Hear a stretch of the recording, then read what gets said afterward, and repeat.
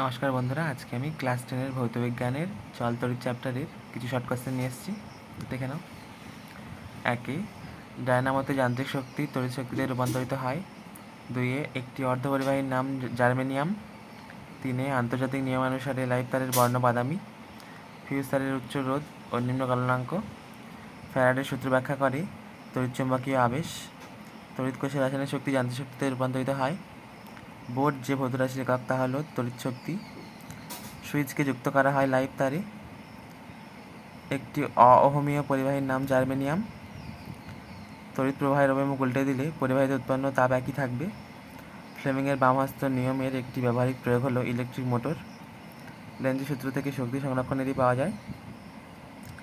তড়িৎ আধানের এসআই ও সিজিএস এককের সম্পর্ক 1 ESU সমান 300 V। বৈদ্যুতিক বাতের ফিলামেন্ট টাংস্টেন ধাতু দিয়ে তৈরি। ফিউজ তারের উপাদান টিন ও সীসা। অর্ধপরিবাহী রোধাঙ্ক উষ্ণতা বৃদ্ধিতে হ্রাস পায়। রোধের মাত্রা mL2 T-3 I-2। আবিষ্ট তড়িৎচালক বলের অভিমুখ নির্দেশ করে লেন্জের সূত্র। কুলম্বের সূত্র থেকে প্রযোজ্য দুটি বিন্দু আকৃতির বস্তুর ক্ষেত্রে। বিভব পার্থক্য বৃদ্ধি পেলে অভ্যন্তরীণ রোধ হ্রাস পায়। তো আজ এই পর্যন্ত ছিল ভিডিওটা। ধন্যবাদ পুরোটা দেখার জন্য বন্ধুরা।